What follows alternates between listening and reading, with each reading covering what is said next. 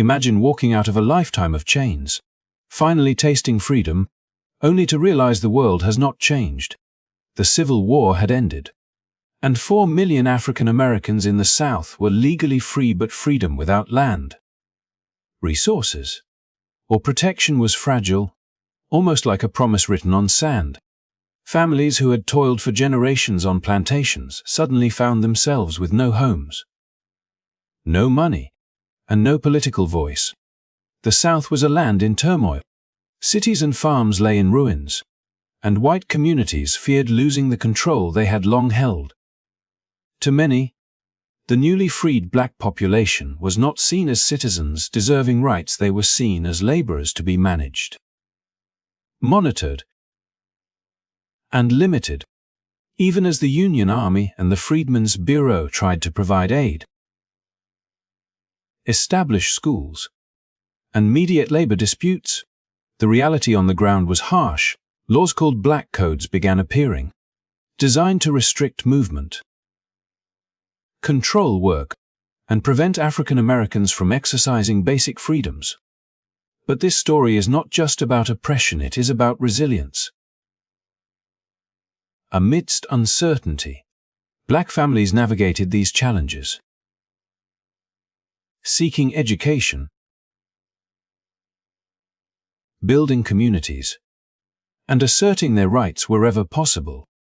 Their courage and determination would lay the groundwork for generations to come, shaping the fight for justice, equality, and civil rights in ways that echo today.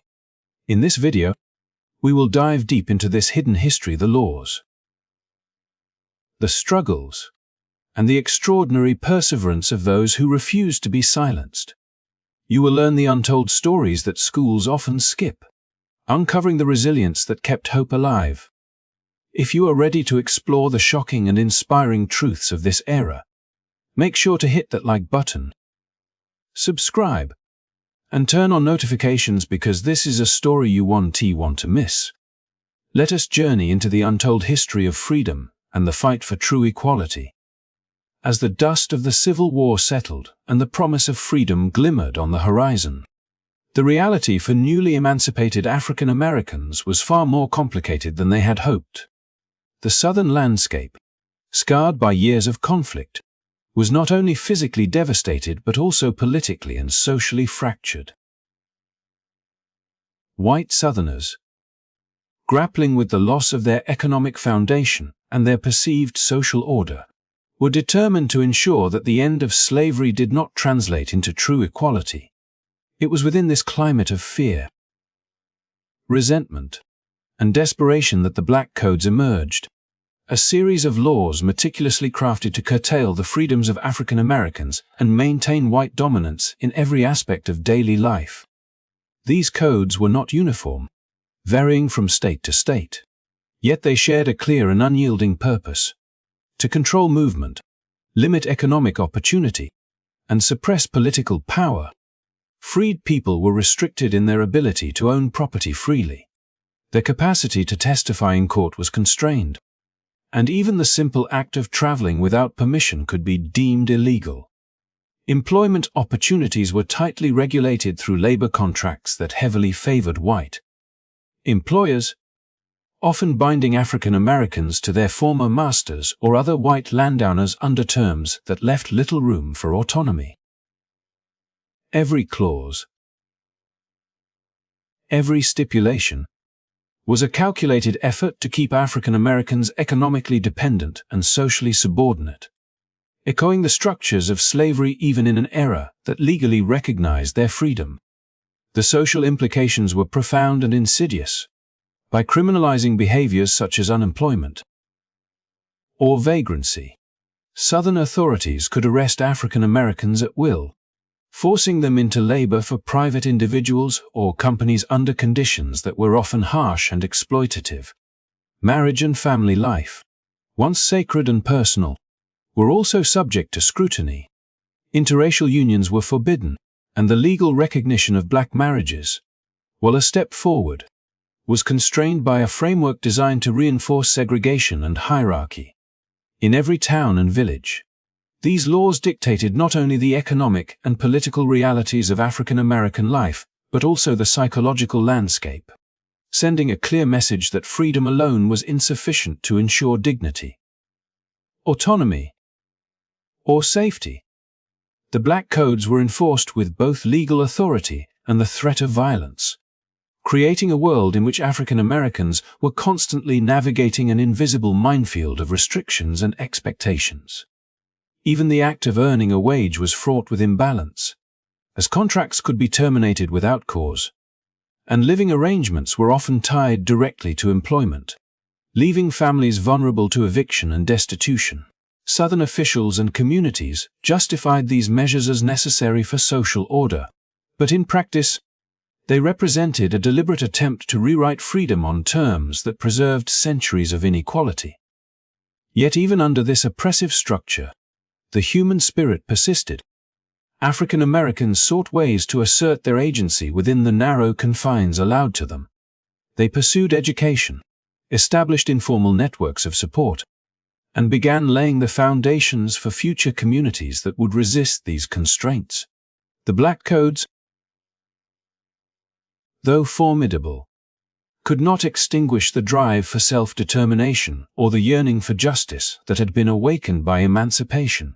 In understanding the Black Codes, one sees not only the calculated resistance of a defeated society clinging to old hierarchies, but also the courage and resourcefulness of a people determined to claim the promise of freedom, even when the laws of the land seemed designed to deny it at every turn.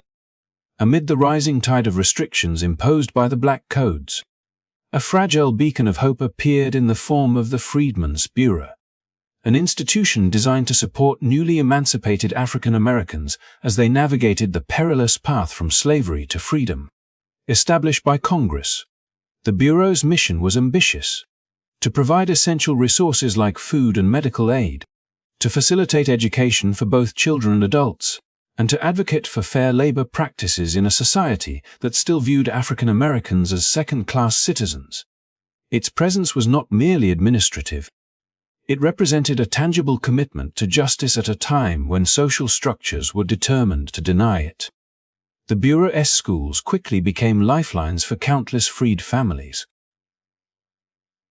offering literacy, numeracy, and practical skills that had long been denied under the brutal restrictions of slavery. In classrooms built of rough timber and heated by the determination of teachers who often risked their lives to educate, African American children discovered not only letters and numbers, but the empowering idea that knowledge could become a tool of liberation. Adults, many of whom had labored under forced conditions for decades, flocked to these institutions with a hunger for learning that went beyond reading and writing. For them, education was both a promise and a weapon, a way to claim autonomy over their own lives and resist the oppressive structures surrounding them. But the Freedmen's Bureau's work extended beyond the classroom, delving into the precarious world of labor and employment.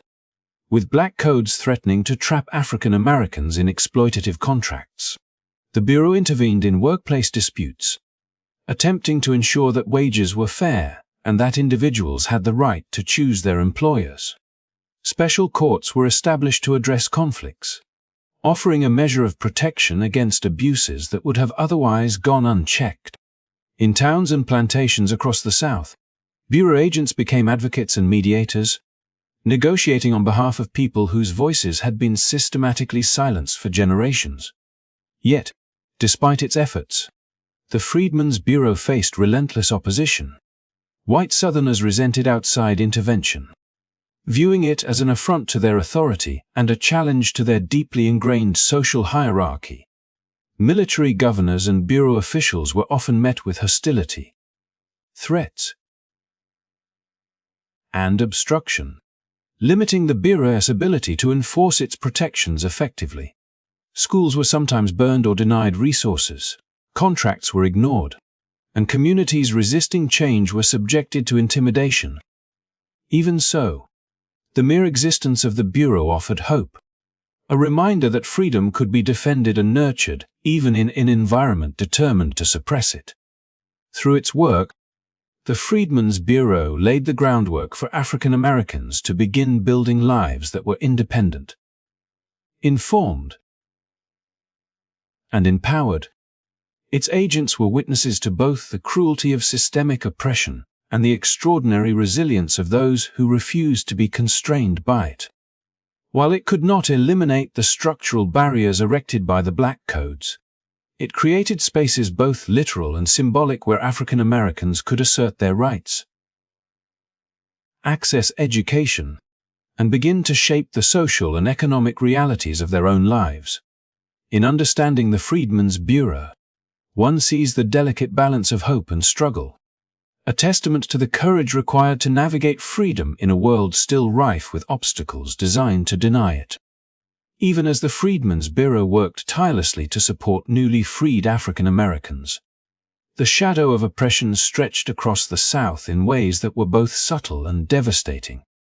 One of the most insidious tools wielded by white Southern authorities was the system of harsh labor contracts, often paired with vagrancy laws that criminalized unemployment or the inability to prove steady work.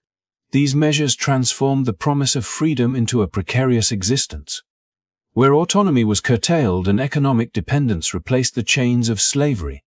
Families who had endured generations of forced labor now faced a new form of coercion, one that used the law itself to keep them tethered to plantations and employers who had once enslaved them.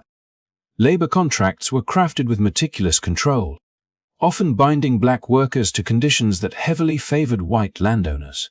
Wages were minimal, living arrangements were dictated by the employer, and the slightest infraction could result in eviction or dismissal.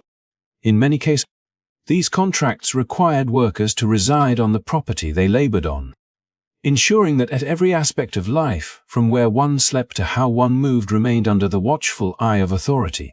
The illusion of choice was maintained on paper. Yet in practice, African Americans found themselves trapped in a system that demanded compliance or risked punishment, a modern reflection of the servitude they had just escaped. Vagrancy laws compounded this oppression. Unemployment or casual wandering could be deemed criminal, providing legal justification to arrest black men and women simply for seeking better opportunities or refusing exploitative work. Those arrested were often leased to private companies or forced into labor under conditions little different from slavery. The courts, biased and racially skewed, routinely enforced these laws with a severity reserved for African Americans, while white offenders received leniency or alternative forms of restitution. This dual standard reinforced a social hierarchy that remained deeply entrenched despite the legal end of slavery, creating a society in which African Americans were free in theory but constrained in every meaningful aspect of daily life. The human consequences of these laws were profound. Entire communities were subjected to cycles of fear, control, and economic exploitation, where survival often meant acquiescing to conditions that undermined dignity and independence. Children grew up observing the limitations placed on their families, internalizing lessons of caution and compliance even as they aspired for something greater. Yet amidst this, acts of quiet resistance emerged. Some workers negotiated for better terms, moved surreptitiously to urban centers seeking opportunity, or formed networks of mutual aid to circumvent the strictures imposed upon them. Understanding the interplay between harsh labor contracts and vagrancy laws is crucial to grasping the broader picture of post-Civil War oppression. These mechanisms did more than exploit labor, they shaped the social and economic realities of African American life for decades, setting the stage for the Jim Crow era that would follow. While freedom had been won in battle, the fight for true autonomy was only beginning, as African Americans learned to navigate a legal and social system designed to maintain control, even in the absence of chains. The story of these laws is a story of resilience, of a people who refused to allow systemic oppression to define the full scope of their existence, and of the enduring struggle to translate legal freedom into real, lived liberty. The blatant oppression embedded in the Black Codes and reinforced through harsh labor contracts and vagrancy laws did not go unnoticed in the North, where outrage simmered as reports of African Americans' continued subjugation reached Congress. lawmakers were confronted with a stark reality. Freedom on paper meant little when systemic mechanisms were in place to deny the newly emancipated basic rights, autonomy, and dignity. Northern citizens, journalists, and politicians decried the blatant attempts by Southern states to recreate a society resembling slavery under a different guise, sparking a political and moral reckoning that would define the era of Reconstruction. Congress, emboldened by this sense of justice, embarked on a series of interventions designed to secure the rights of African Americans and reshape the post-war South. Investigations were launched into the Black Codes, with committees documenting their far-reaching implications on every aspect of daily life, from voting restrictions and property limitations to criminalization of ordinary behaviors and exploitation in labor markets. These inquiries revealed not only the calculated intent behind the laws, but also the human cost of systemic oppression, galvanizing legislators to act decisively. In the face of President Andrew Johnson's lenient approach toward Southern states, which often sought to restore pro-war hierarchies under the guise of rapid reunification, Congress moved to assert its authority, overriding vetoes and passing legislation aimed at protecting civil rights.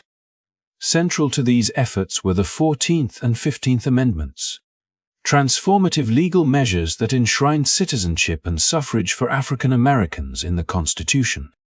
The 14th Amendment guaranteed equal protection under the law, offering a legal foundation to challenge discriminatory practices and establish a framework for justice that had long been denied. The 15th Amendment went further, explicitly prohibiting the denial of voting rights based on race, color, or previous condition of servitude, signaling a clear commitment to political inclusion and empowerment for the formerly enslaved population. These amendments were not mere symbolic gestures. They represented a fundamental shift in the nation's legal and moral compass. Asserting that the promise of freedom required more than emancipation, it demanded equality, protection, and opportunity. Yet the path was far from smooth.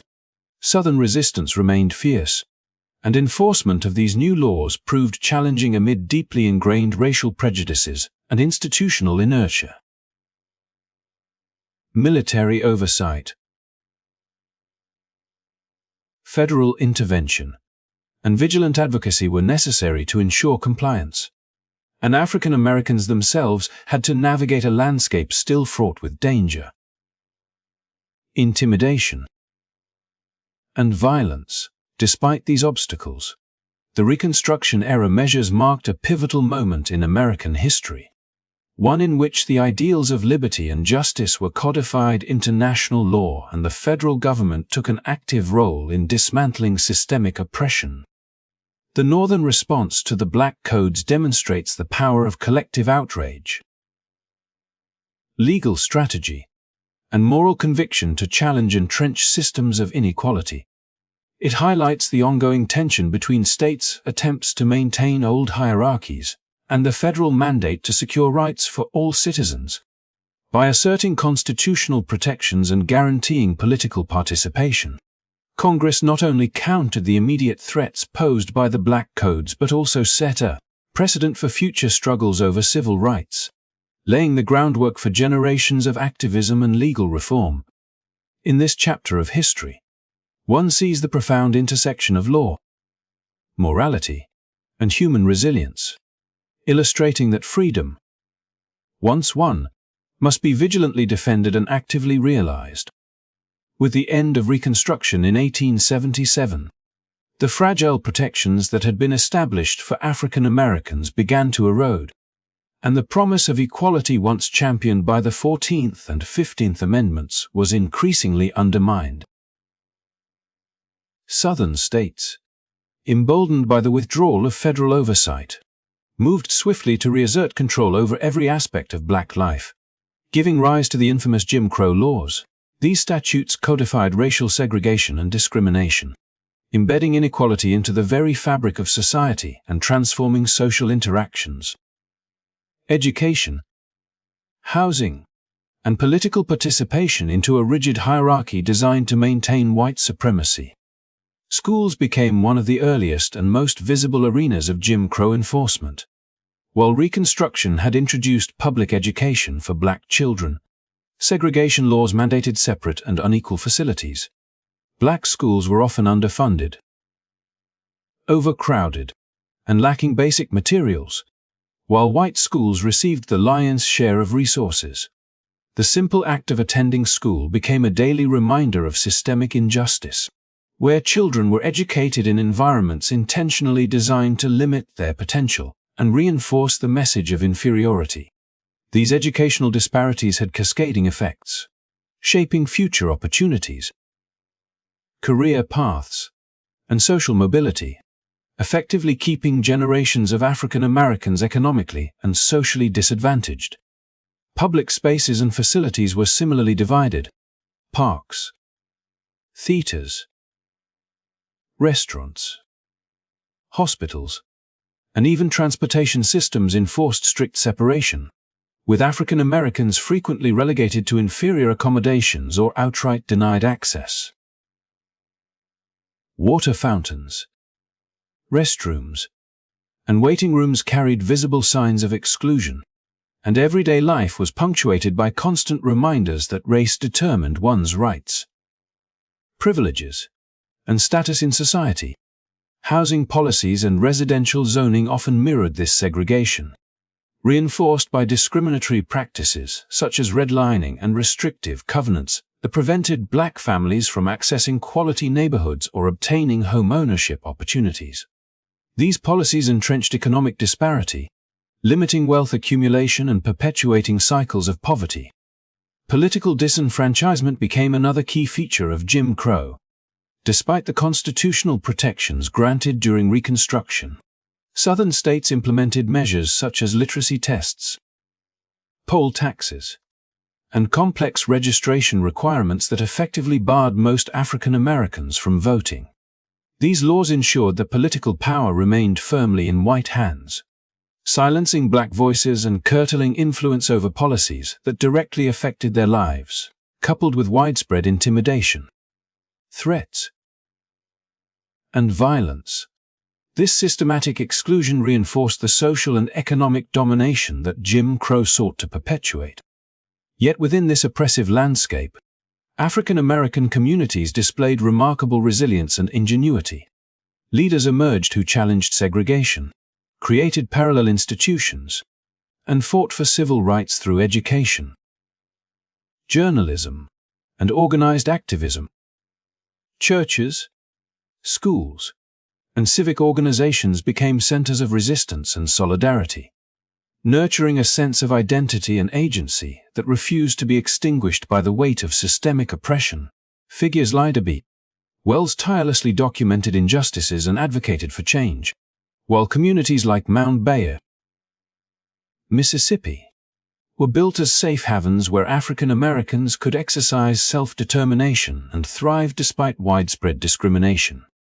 The rise of Jim Crow laws marked a dark chapter in American history, a deliberate effort to undermine the progress achieved during Reconstruction and to impose a social order rooted in racial hierarchy. It illustrated the lengths to which entrenched power structures would go to maintain control, while also highlighting the enduring strength, creativity, and courage of African Americans who resisted, adapted, and persevered. Understanding this era reveals not only the systemic barriers imposed by law and custom, but also the foundation of resilience and community that would fuel future generations' struggles for justice, equality, and civil rights.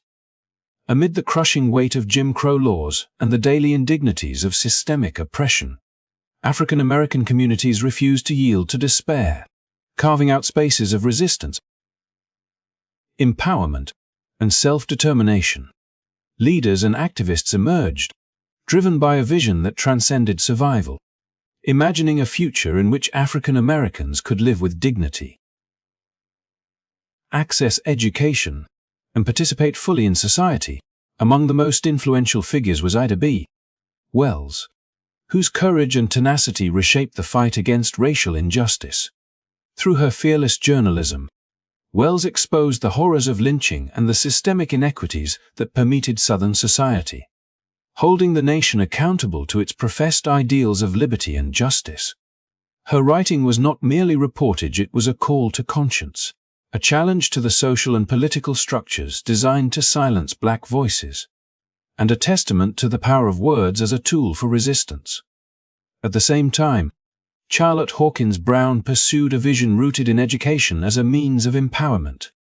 Returning to her birthplace in North Carolina after formative years in Massachusetts, Brown committed herself to teaching and nurturing young African Americans, eventually founding the Palmer Memorial Institute. Through her school, she provided not only academic instruction but also instilled leadership skills, moral guidance, and a sense of possibility that countered the pervasive narratives of limitation imposed by segregation. Brown's work exemplified the belief that education was more than knowledge, it was a transformative force capable of shaping character, creating opportunities, and fostering agency within communities systematically denied both. Beyond individual leaders, African American communities themselves became arenas of innovation and self-reliance. Mound Bayou, Mississippi, founded by Isaiah Montgomery in 1887, stands as one of the most striking examples.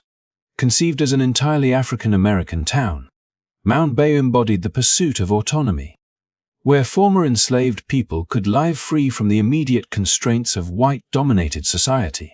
The settlement flourished with schools, hospitals, a library funded by Andrew Carnegie, cotton gins, a bank, and a sawmill, demonstrating that African Americans could build thriving, self-sufficient communities when given the opportunity. These institutions were not merely functional, they were symbolic assertions of identity, culture, and resilience, standing as quiet yet potent resistance against the forces of segregation and marginalization that dominated the surrounding society. The stories of Wells, Brown, and Mound Bayou intertwine with the broader narrative of post-Civil War America, revealing a dimension often overshadowed by oppression alone. The deliberate, creative, and courageous ways African Americans shaped their destinies. Resistance was not limited to protests or legal battles.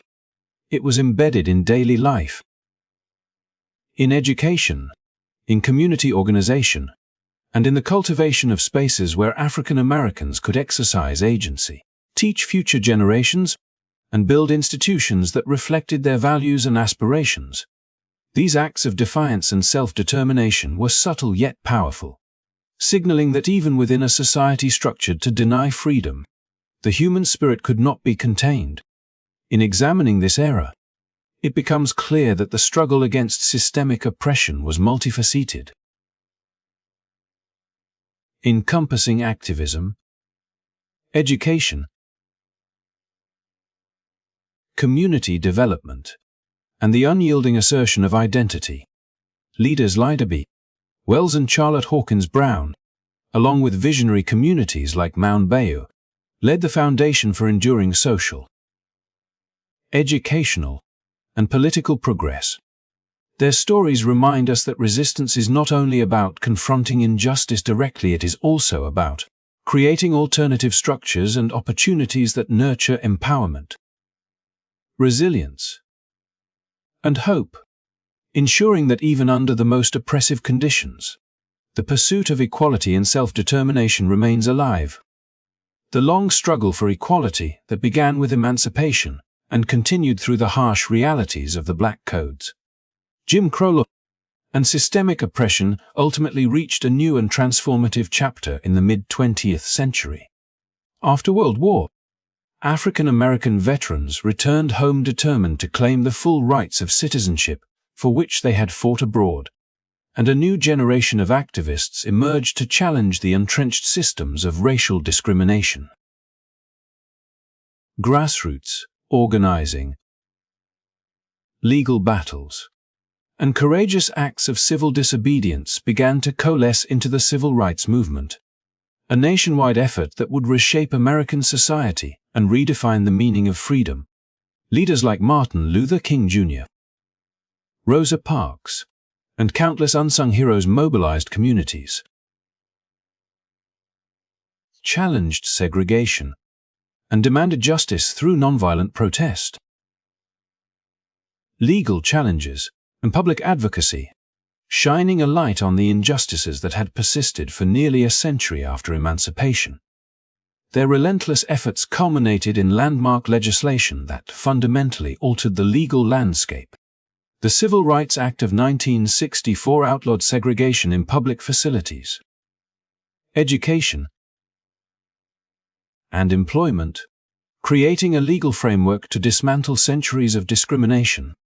The Voting Rights Act of 1965 addressed the systematic disenfranchisement that had effectively silenced African American voices in the South for generations, guaranteeing access to the ballot and reinforcing political participation as a fundamental right.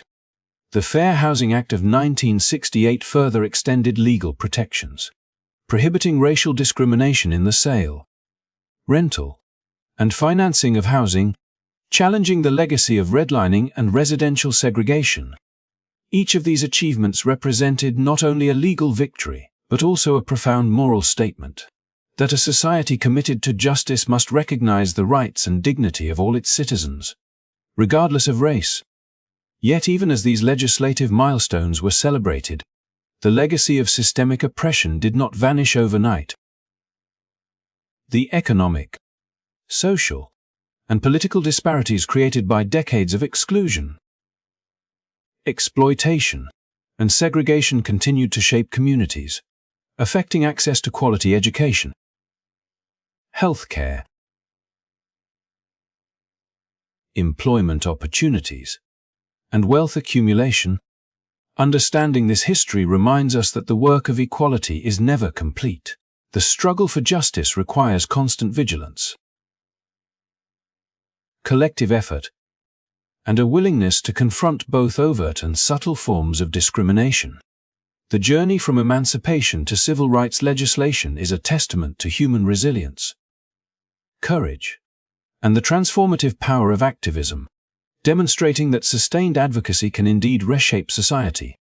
As we reflect on this history, it is crucial to honor the countless individuals and communities who resisted oppression,